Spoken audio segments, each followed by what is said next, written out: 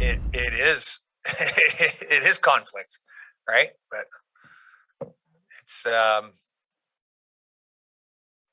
with every athlete and with every great athlete, great pro like Andrew would be considered.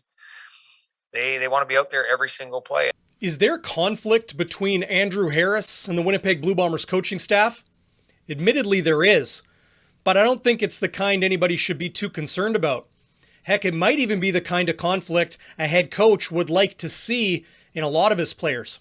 Thanks for logging on to Bonfire Sports. Here's the latest from day 13 of Blue Bombers training camp.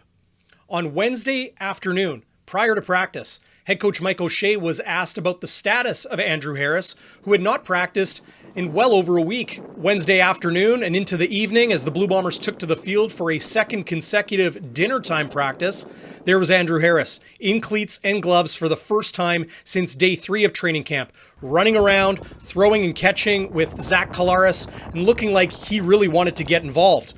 Although he did not participate on Wednesday evening or again on Thursday morning for day 13 of camp, Andrew Harris clearly champing at the bit to get back onto the field.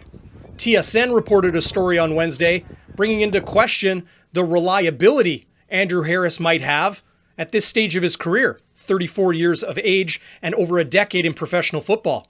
So I asked head coach Mike O'Shea if there's conflict between keeping Andrew Harris out and having him healthy and 100% for the beginning of the season and letting him go.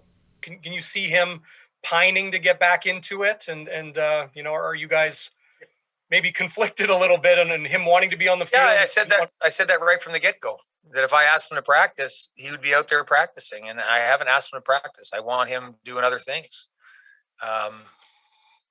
And it is it is conflict, right? But it's with every athlete and with every great athlete, great pro like Andrew would be considered, they want to be out there every single play, and they believe they can be. So it's up to myself and Al and Braden to make sure that we're working with Andrew to put our team in the best position possible.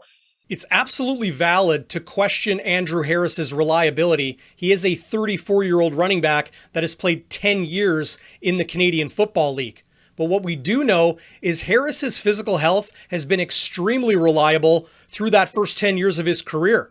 He has only missed one significant stretch of time during the regular season, and that was when he was a member of the BC Lions.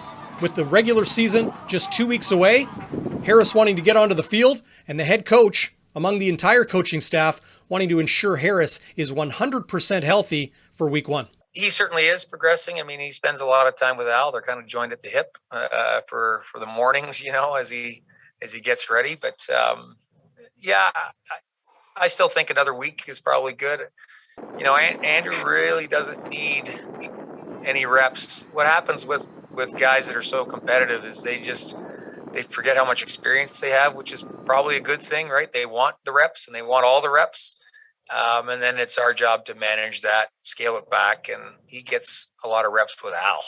And that's what we need to do right now. And that's, part of the deal is we really need to take a look at the other guys too. So there's some benefit all around, although I'm sure Andrew doesn't see it like that. He wants to be out there on the field, and we're holding him back.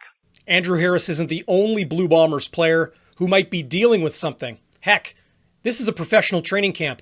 Everybody's body is being put through the ringer right now, and especially over the last few days here in Winnipeg, it's been an extremely taxing and physical training camp with a lot of contact and 12-on-12 team drills.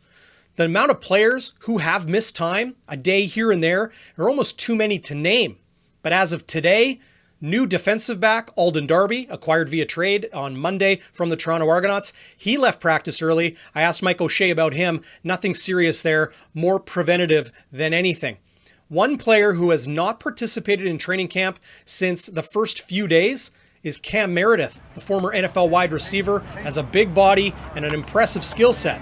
And from what I'm told, the team is very high on him.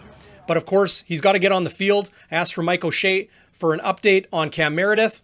he thinks he'll be just about one more week. With no preseason games, it's going to be very difficult to assess a lot of these players, but for someone like Meredith, I think the team is high enough on him that he'll make the club. Kicking is the one area as well that we've really had to keep a close eye on, as the team signed 5-year CFL veteran Tyler Crapigna just the other day to provide some kicking competition for Canadian rookie Mark Leggio.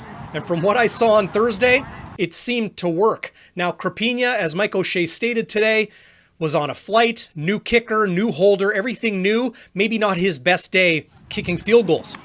Mark Leggio, I didn't see him miss today. He was good all day long, about the 7 or 8 kicks I saw him do during team activities. Both kickers, Tyler Crapigna and Mark Leggio, hit from 52 to wrap things up. So a positive sign there that the Blue Bombers have some options in the place kicking game. Leggio is a very strong punter. He absolutely rockets balls. When it comes to Tyler Crapigna, no experience punting in the Canadian Football League. He stated Thursday after practice that the Blue Bombers brought him in to handle place kicking and kickoff duties. We'll continue to monitor that competition as camp goes on. Thanks for logging on to Bonfire Sports. More as the days continue here at Blue Bombers training camp. Be sure to hit subscribe, ring the bell down below. You'll know when we have the latest here on Bonfire Sports.